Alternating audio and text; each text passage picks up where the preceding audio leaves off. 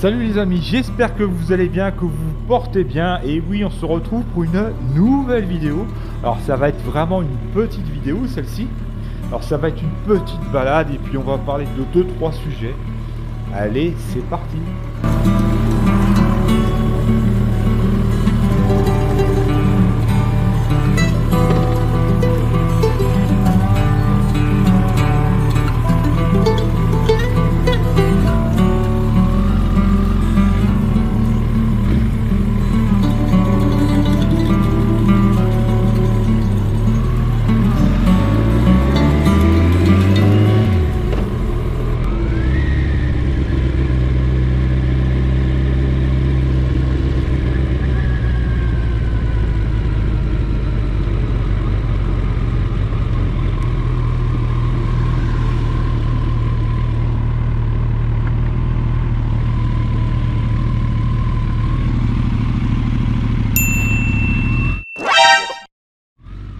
Un petit salut de mon camarade motard.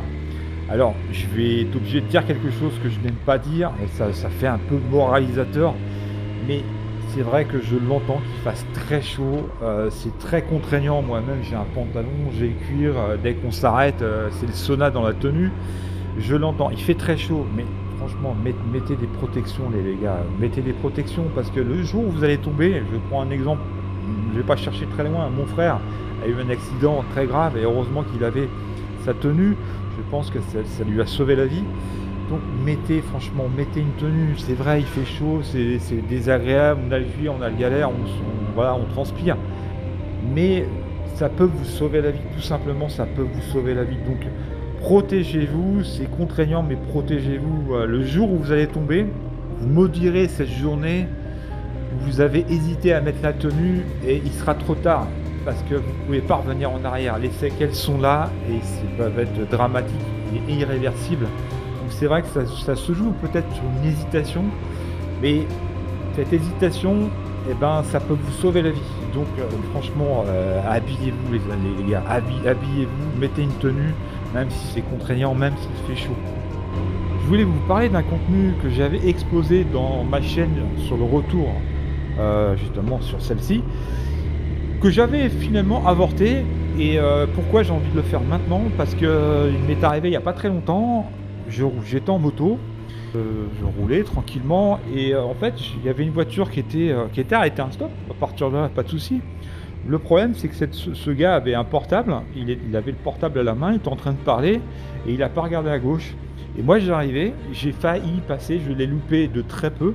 C'est-à-dire que en fait, il prenait la route de droite, il tournait à droite tout simplement. S'il avait été tout droit, je pense que je serais même pas là pour en parler. Donc c'est vrai que c'est un peu un sujet qui me gonfle parce qu'il y en a de plus en plus.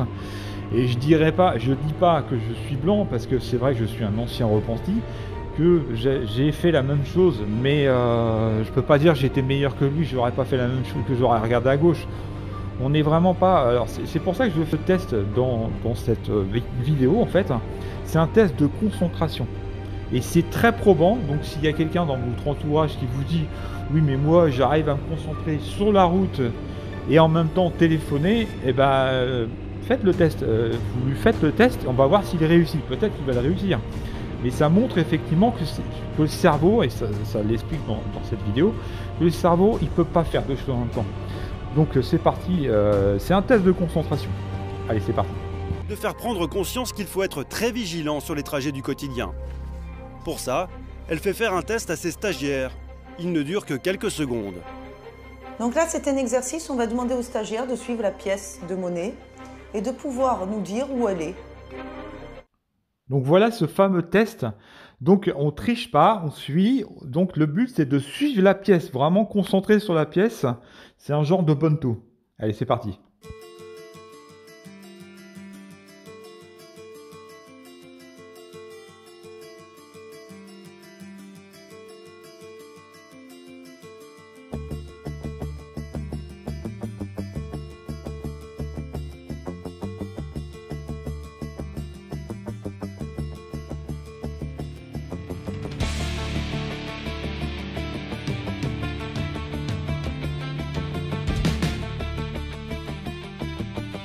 Mais en se focalisant sur elle, il ne remarque rien d'autre. Alors j'ai fait une petite pause. Bravo, je pense que la plupart ont trouvé la pièce, donc dites-moi dans les commentaires. Par contre, est-ce que vous avez vu ce qui se passait autour? Vous étiez tellement concentré sur la pièce que vous n'avez pas regardé ce qui se passait autour. Eh bien le portable, c'est pareil. Quand vous téléphonez, on voit plus ce qui se passe autour. Le poivron, qui va apparaître dans l'image, passe totalement inaperçu. On se rend compte que tous les stagiaires, en règle générale, qui ne connaissent pas l'exercice, vont occulter quand même quelque chose d'assez important, c'est un poivron qui apparaît dans l'image.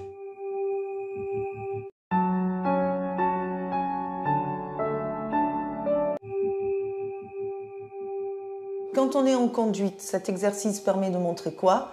Que si un élément capte toute notre attention, que ce soit un élément de la route, un autre usager, un piéton, une place de stationnement, pendant ce temps-là, tous les autres éléments, tout ce qui continue sera occulté et je ne le verrai pas. Dans son cabinet, tout un attirail de machines pour tester les réflexes ou la concentration des conducteurs.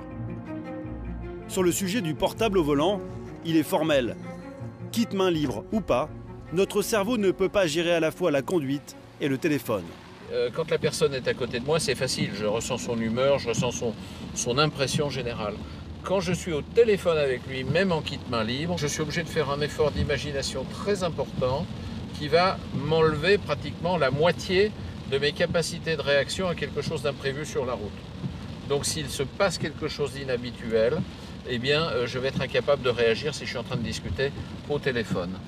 En fait, conduire en téléphonant sature le cerveau. Face à un imprévu, il réagit beaucoup trop lentement. Donc voilà ce petit test que je voulais diffuser, ça y est, il s'est fait une bonne fois pour toutes. Alors vous avez peut-être, il y en a qui ont certainement vu le poivron, bravo. Moi franchement j'ai fait le test, je ne l'ai pas vu. Honnêtement j'étais vraiment focalisé sur la pièce. J'étais focus mais sur la pièce. Donc ça prouve bien qu'effectivement on est tellement concentré sur le portable qu'on ne voit plus ce qui se passe autour, quoi. Alors je mettrai un lien dans les commentaires s'il y en a qui veulent voir ce reportage dans son intégralité. Je mettrai le lien, comme ça vous aurez juste à cliquer dessus, voilà, si ça vous intéresse, on ne sait jamais. Alors on va changer de sujet. Je vais vous parler de ma GoPro, vous l'avez vu dans ma miniature d'ailleurs, ma GoPro est morte, ça y est, c'est terminé, elle a rendu l'âme. Elle a cramé, elle a pas cramé sur mon casque, hein, je vous rassure, hein, je ne roulais pas et j'ai commencé à voir de la fumée. non, heureusement que ça s'est pas passé comme ça. Non, elle était, en fait, je vais vous expliquer ce qui s'est passé, mais c'est de ma faute, hein, j'assume complètement, c'est une erreur de ma part, donc c'est pour ça, ne faites pas la même chose que ce que j'ai fait, donc je vais vous expliquer comment ça s'est passé. D'ailleurs, j'ai une vidéo de ça. Donc j'étais en train de, je rentre chez moi, je regarde un peu les vidéos sur ma GoPro. Et puis je m'apprêtais à extraire, en fait, à enlever la batterie de ma GoPro et je suis incapable de l'enlever. Alors vous avez une espèce de tirette, un truc en plastique que je vous montre là, et en fait elle m'est restée dans les doigts. Et là je me suis lâché mal, c'est-à-dire que la batterie, j'arrivais vraiment pas, elle avait gonflé en fait dans la GoPro, et incapable de l'enlever, donc je tire, il restait encore un tout petit morceau sur la batterie, donc je tire, et ça m'est déjà arrivé, j'ai réussi à l'avoir une fois. Et là, non, je tire le capot, il est parti avec. Oh, putain, je sais pas, là, je suis mal. Alors, voilà ce qu'il faut pas faire. Je vous avertis, ne faites pas ça. Donc, ce que j'ai fait, moi, j'ai voulu l'enlever. J'ai utilisé différents moyens. Et à un moment, j'ai pris un tournevis. Alors, ne faites surtout pas ce que j'ai fait. Donc, je prends le tournevis, j'appuie dessus. Et là, je vois des grosses étincelles qui sortent au niveau de la batterie. Et ça commençait à fumer. Oh, j'ai putain, alors j'étais dans la maison, j'ai balancé la GoPro comme si j'avais une grenade dans la main. Enfin, pas vraiment. C'est-à-dire, je l'ai quand même jeté, mais avec modération. C'est-à-dire un peu, mais j'ai du béton désactivé, ça. Ah merde. Je l'ai un peu jeté parce que vous avez déjà vu une explosion de batterie, que ce soit un portable, j'ai jamais vu une vidéo encore. Mais bon, ça fumait tellement, et encore, quand j'ai fumé, en fait, elle fumait chez moi. Après, elle a refumé quand je l'ai jeté, je vais vous montrer la vidéo. Et je me suis dit, si elle explose dans la maison, ça va être moyen, quoi. Donc j'ai dit, la première chose que je voyais que ça fumait de plus en plus. Je me suis dit, putain, elle va exploser chez moi. J'ai une bombe chez moi. Donc je l'ai balancé sur la terrasse. Voilà, pas aimé, hein, faut dire que une GoPro, en général, une GoPro n'aime pas les terrasses. Donc, surtout quand on la jette dessus. Donc machinalement je l'ai jeté quoi. J'allais pas prendre mon temps tranquillement et qu'elle m'explose dans les mains quoi. Donc je l'ai jeté. Et puis je vous montre ça. Donc voilà, faut éviter de prendre un tournevis et essayer de. Voilà, c'est chose que j'ai fait. J'ai pris un tournevis en fait, je voulais extraire la batterie. Et c'est là que ça fait des étincelles, ça commence à fumer. Là je me suis dit c'est pas bon signe ça. Ok. Pas bien ce que t'as fait là. Non. Faut pas recommencer. Faut surtout pas recommencer. Que ne faites surtout pas ça. Et surtout ce que j'aurais dû faire aussi, c'est attendre un petit peu que ça refroidisse un peu. Donc voilà, 2 erreurs qu'il faut pas faire, c'est-à-dire que quand elle est gonflée, donc, à la base c'était pas gonflé quand je l'ai mis, je sais pas ce qui s'est passé. Et donc ne pas l'extraire avec un tournevis surtout. Ne faites pas ce que j'ai fait et attendez qu'elle refroidisse. Voilà. Donc bon ce qui m'embête un peu, vaut mieux en rigoler, mais voilà, il va falloir que je revoie pour acheter une autre parce qu'en fait celle de l'arrière elle bug. Alors je m'en servais sur l'arrière, mais bon l'arrière c'est vrai que c'est pas ce qui était le plus important. Je filmais de temps en temps. Mais voilà, et je savais qu'elle buguait un peu, donc c'est vrai que j'ai une paix, je vous en parlerai un peu plus loin. J'ai 2 contenus que j'ai foiré. En fait ça fiche l'image, donc je vous montrerai un petit peu ce que ça donne. Je vous montre déjà ce qui s'est passé avec cette fameuse GoPro, surtout la batterie.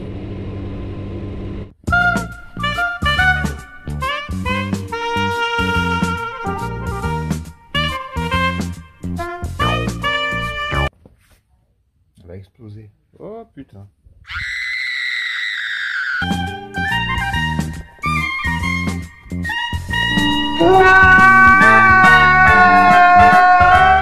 Qu'est-ce que je vais devenir? Puisque je ne sais rien faire.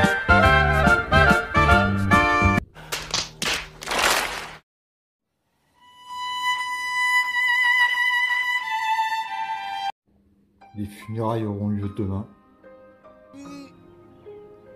Elle a fait son travail pendant pas mal de temps. Avec ma moto. On fait une belle équipe. C'est fini.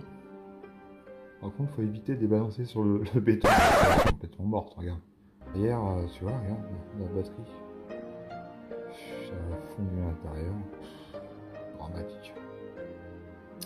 Bon, voilà, ça c'est fait. Donc, heureusement, j'en ai une de secours, heureusement, parce que sans ça, voilà.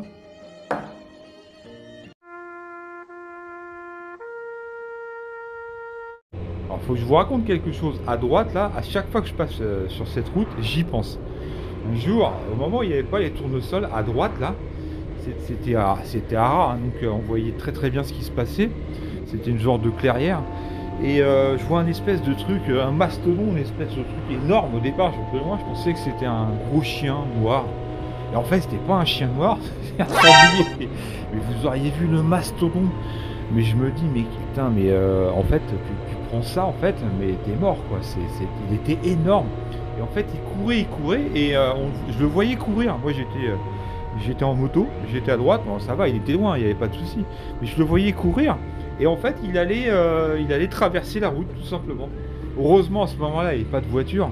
Mais je me suis dit, mais il y a une voiture qui passe, ou une moto, là, c'est le drame, là. Et bien une voiture, il n'y a plus rien sur la voiture, hein. C'est comme si vous tapez un mur, quoi. C'est assez impressionnant. Un monstre, quoi. Et je peux vous dire que ces bestioles-là, ça court super vite, hein, parce qu'il était à ma droite, et je regardais cette masse courir, mais c'était super impressionnant. Alors les amis, je vous emmène avec moi à ce fameux couvent que je vous parle depuis un certain temps. Donc ça va être le moment de vous confesser, hein, et moi aussi, parce qu'on a quand même pas mal de péchés à se faire pardonner. Donc c'est le moment. je plaisante. Non, c'est vraiment un endroit incroyable. Donc j'ai eu la chance de voir le propriétaire. Je ne pensais pas que c'était habité. C'est ce que j'ai dit. Vous verrez dans la deuxième vidéo. Je pensais la bâtisse vide, mais entretenue, mais pas habitée en fait. Et en fait, elle est habitée. Donc c'est là que j'ai vu que le propriétaire était devant au moment où j'y étais. Et vous allez voir, c'est assez incroyable. L'endroit est assez incroyable. Alors, j'ai pas de filtre. Là, je vais vous montrer une vidéo là tout de suite là, celle que je vous ai montré dans la vidéo antérieure. Un peu, tu vois, un peu dans l'humour, un peu hanté, et voilà. Et puis je vais vous montrer au moment où j'y vais. C'est vraiment là, j'ai pas mis de filtre, il n'y a rien du tout. Allez, c'est parti.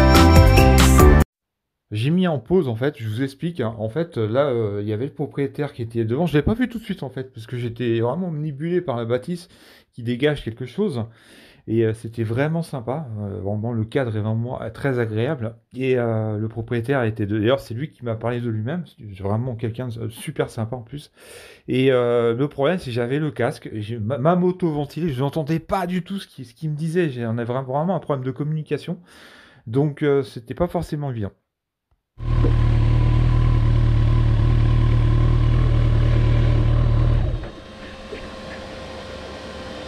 Ah, j'ai pas compris.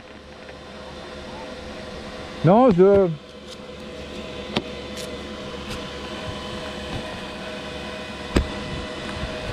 Pour enlever le casque, ça va être plus simple. Non, c'est vrai que c'est une belle bâtisse, ça. C'est un ancien couvent. Ouais. Beau, hein. C'est à vous. J'imagine qu'il va avoir du travail. Là. Ouais, c'est assez... C'est beau, c'est vrai que ça fait... J'étais passé devant il y a un petit moment, là. J'ai trouvé l'endroit sympa. Assez mystique, un peu. C'est vrai, il y a un côté... C'est là, c'est pas hanté, non. Pour tout vous dire, en fait, j'ai une chaîne YouTube. J'avais parlé de cet endroit-là. Tiens, il faudra que je fasse une petite vidéo devant. Et après, je savais pas qu'elle était... je pensais que c'était abandonné, moi. Ouais, ça faisait un moment que j'étais passé devant et j'y retournerai un jour. Je mettrai la moto devant. Et avec la bâtisse devant. Il y a un côté un peu mystique, j'aime bien, quoi. C'est vrai que c'est sympa. C'est vraiment beau. Hein. Bravo, parce que franchement, c'est une belle bâtisse, quoi. Dans le vécu, on sent quelque chose. Ouais. Eh ben, félicitations en tout cas. Eh ben, je repasserai, puis bah, vous me direz, hein, en fonction de ce que vous me direz, je ferai. Voilà. Bah, merci en tout cas. Bonne soirée. Alors ce jour-là, il faisait très chaud, il faisait très lourd. Et en plus, j'avais fait énormément de villes avant de venir. En fait, j'avais été devant et puis j'avais roulé pour faire un petit tour au village, etc. Donc je roulais à 50 km/h. Donc c'est pour ça qu'elle ventile énormément et que j'avais du mal à entendre en même temps. C'est pour ça que j'ai enlevé le casque. Allez, bonne soirée, au revoir.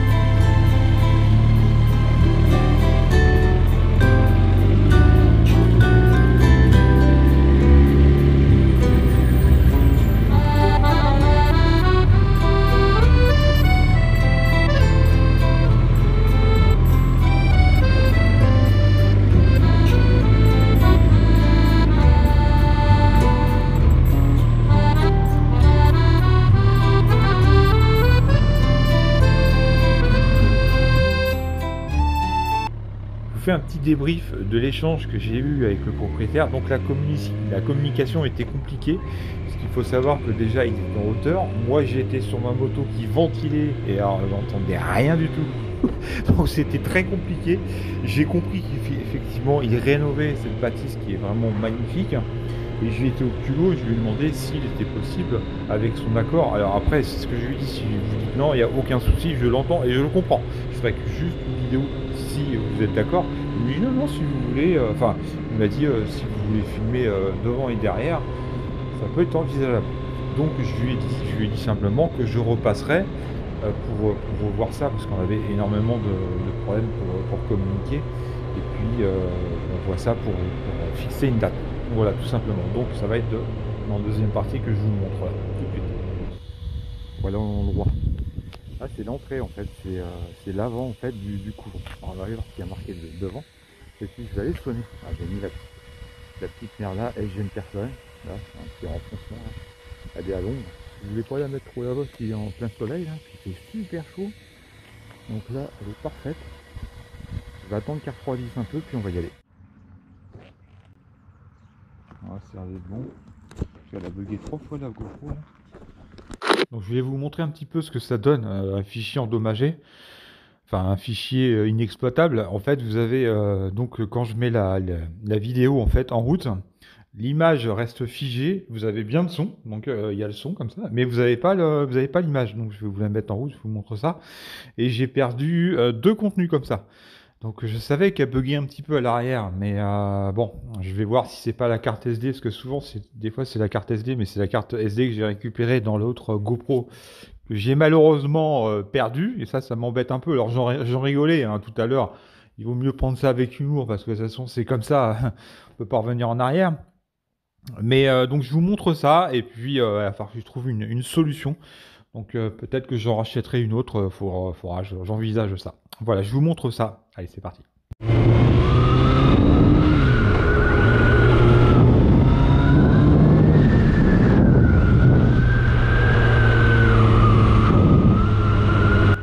Voilà, ça vous donne une idée hein, de ce que ça donne. Donc ça, c'était le jour où j'étais revenu une deuxième fois voir le propriétaire. Ça va être la suite là. Donc j'avais été derrière.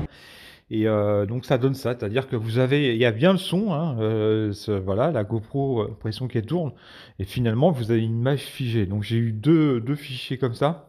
Ce qui m'embête, c'est un fichier avec un contenu qui est intéressant, j'étais arrêté, et j'avais une voiture qui était à côté, c'était une jeune femme qui était à côté, et elle m'a fait un grand sourire, elle avait sa fille derrière, je ne sais pas si elle était célibataire, elle avait sa fille derrière. Et elle m'a fait un grand sourire et puis elle discuté avec sa fille. Voilà, c'était un petit échange assez rigolo que j'aurais bien voulu mettre dans ce contenu. Malheureusement, voilà, c'est un fichier corrompu. Donc, il va falloir que je trouve une solution parce que je pense que ça va se reproduire. Allez, on retourne à la vidéo qui fonctionne celle-ci. Là, je suis garé dans le petit renfoncement. On va aller voir si le propriétaire il est là. Il fait super lourd en plus, elle ventile plus donc c'est parfait, je vais pouvoir y aller.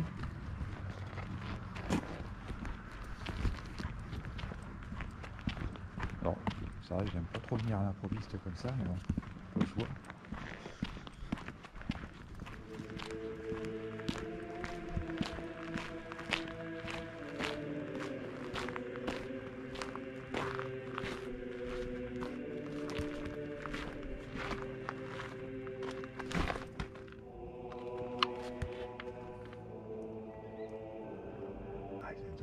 La bâtisse c'est incroyable. Regardez. Je trouve qu'il n'y a personne.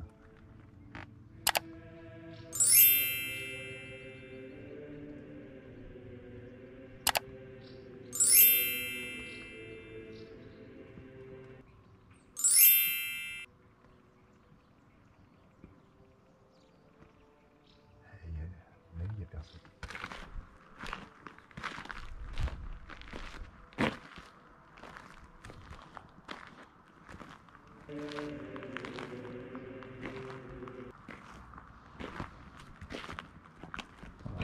Ah.